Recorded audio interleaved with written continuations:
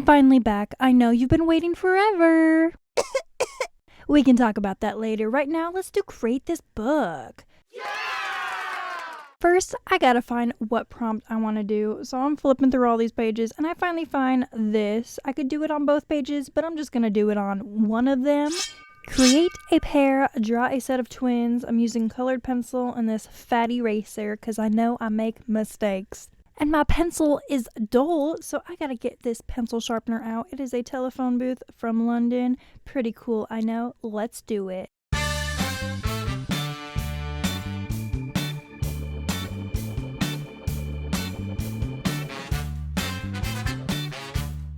A set of twins, a set of kittens. That is automatically where my mind went when I saw this prompt. We recently rescued 3 kittens. 2 of them are boys and the other one is a girl. So I'm just going to combine the 2 boys and the 1 kitten, and then I'll just leave the girl as herself. That way it actually fits into the twin aspect. Now that I have the general idea with the colored pencil, I'm going to use my micron fine liner and just outline the final idea of what I want this kitten to be. Fun fact, both of the boys have bit me, so I had to get my tetanus shot updated, because apparently if you rescue feral kittens, it's more likely to get tetanus if they bite you. That's awesome, right? No, it's not. Switching gears, I'm going to be using actual colored pencils, starting with a light base color, and then working my way to darker colors, because you can't really see what I'm doing.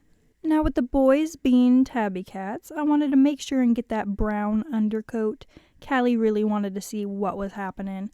And I finally started getting darker and darker until the detail was actually looking pretty fancy. Outlining is one of my favorite parts, and microns are a great tool to use, but if you use them on colored pencil or paint or anything, they do get clogged and it's kind of hard to work with them, so you really got to be patient with them and kind of scribble out the gunk. Ew. Okay, so on to the girl. The girl's name is Cora. She is the sweetest little baby ever. Okay, probably not ever, but she is very sweet. She's also quite scared, but she doesn't take her fear and turn it into aggression. She's more so just, chill about it. And since she's so chill, I'm just gonna draw her as a nice loaf of bread. Paws are tucked, tail is out. Usually they could be tucked in, but she's just so calm. And here she is right next to my other kitty, Oreo, and I'm just gonna start coloring. Oh, hoo-hoo. Oh, they're so beautiful. They're so beautiful. So many.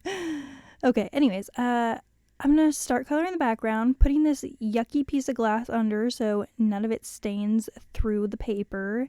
And I'm just going to start with a nice gray. And this is going to be the floor. I'm also drawing the wall, the trim, and a nice ball of yarn. Because you know that micron gunk I told you about when you use them on colored pencil? Well, for some reason, I decided to get the gunk off on the corner of the page. I don't know why, but it just happened as such. So hopefully this covers it up well. I don't think it did. Either way, I'm happy about how the kittens turned out and how the prompt went. It's time to move on to the next one, which is create a page of emotion. And since I love dinosaurs, I just so happen to have this T-Rex skull right next to me that I'm going to use as inspiration for the 3 emotions that this prompt tells me to draw. I didn't have a set of emotions in my head that I was going to do, so mainly I just decided to try and draw this really badly, actually, T-Rex skull. And whatever it looked like is the emoji I decided it was. And yes, I said emoji. You can spit on me if you want. That's not in that way. Anyways, moving on. I don't know. Okay, so the outline of this, I got the general idea, so now it's the outline, and then I'm going to start coloring it in once I think that it's ready. It was really hard for me to decide that it was ready because it looks horrible, but I colored it in a different way, so that made up for the really bad outline, and it kind of just looks like that emoji that's like, ugh, like, like, ooh, that's awkward, kind of, where their teeth are clenched. I'll just draw it out for you, okay? The simple emoji aspect of it, and this was honestly hard as well. I don't know why, it's just a simple emoji, but it turned out pretty ugly, so I decided to just show it later as it is. But you see what I mean now with the kind of look? Yeah, okay, moving on. We're on to the next one. I just moved the skull in a different direction. Straight on is what I was going for. And yes, hello, Callie. Both of them just kept on coming up on my table, and that's fine. You know, moral support. This is starting to look like Barney the dinosaur now, so I was really anticipating, you know, a glow up in the future. And I think I did. I think this one was my best one out of the 3. It doesn't look the best right now, but, you know, practice makes perfect, and just wait for it. So the outline is done, and now I'm doing colored pencil, starting with yellow, building up, and then I'm also doing like blues and greens and pinks and purples and all that different stuff. You know, the regular dinosaur colors? Yeah, for sure. So just going in with more shading, and I'm going to show you what I think this guy looks like. Little smirky smile, like, oh yeah, I got a secret. That's not what it looks like, but you know what I mean. And I thought just a circle with yellow and a smiley face was too bland, so I turned him into an egg, as you do, and it's on to the 3rd dinosaur skull. This emotion is him supposed to be a little sad, a sad T-Rex skull. You know, all of his friends are dead. Okay, that got dark. I'm sorry. But same thing, bad drawing, outline, color it in, highlight it to make it hopefully look better, and then just Mod Podge it. And then also, I turned all 3 of the emojis into eggs, fried eggs. I don't know why, I just thought it looked better. And just go ahead and Mod Podge it with matte Mod Podge so that the pages don't stick, and pretty satisfying. Yeah, I don't know why, but it changed the purple into like a maroon. But either way, it looks pretty cool. I like it. Now for the last prompt, it's create a border. Bringing out these labels that I've had for 2 years, maybe 3, I don't know. I cut them at one point and then never used them.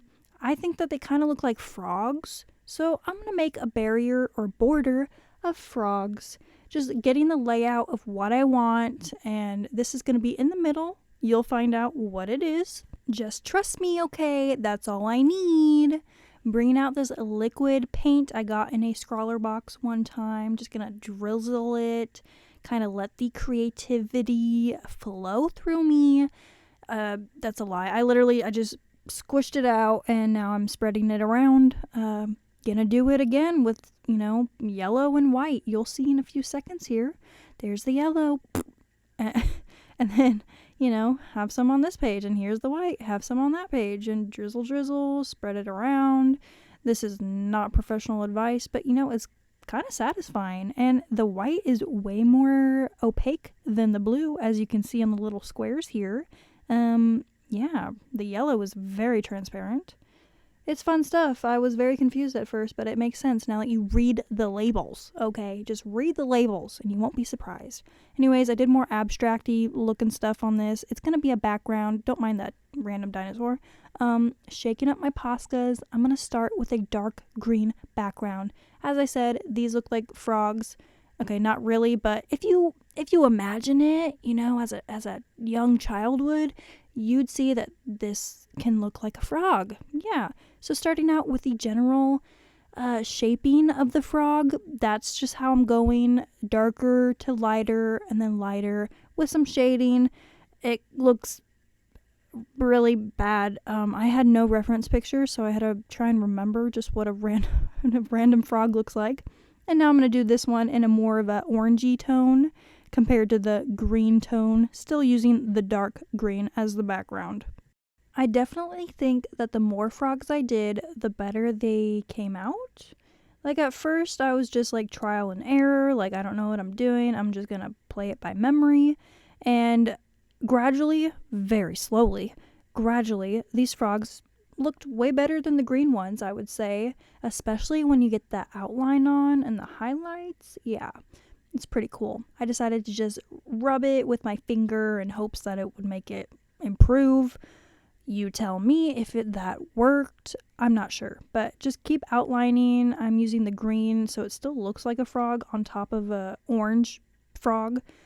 Anyways, so here are the outlined frogs. I'm working on outlining some more. I just wanted to show you how it went and how I tried to save this outline, this frog. because these don't really look like frogs. You tell me when you've seen a frog that looks like that.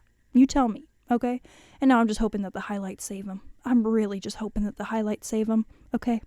It's not going great. It's really not. But once all of them are done and all of them are put together, then you really see how, good they might look?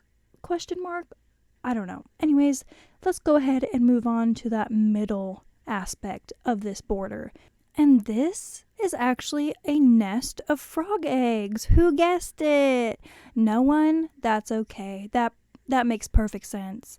This is the only thing I could think of what these frogs would be surrounding, because I just had to make a border of frogs. Like, who does that? Who does that? I don't know. But now that the eggs are done, which took forever, that was probably like the longest part of this, was just those tiny little eggs, details. Yeah, so now it's just time to arrange them correctly and then glue them in. I decided to do, like, the green frogs are the males and the orange frogs are the females. So I just kind of, alternated them, and this is their nest of eggs that they're protecting. And now it's just time to glue them in. And I will tell you that this glue didn't really work, but that's okay. It's mainly just to get it stuck in that one spot, and then I will go ahead and Mod Podge it. That Mod Podge that I showed you earlier? Yeah, this stuff was disgusting. It was really bad.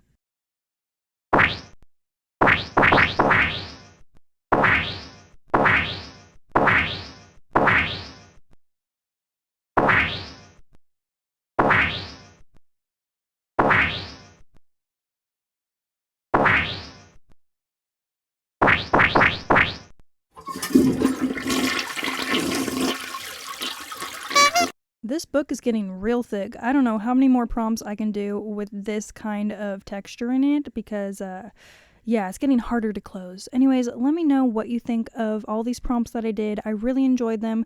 Thank you for coming back if you are here from a long time ago, and I will see you next time.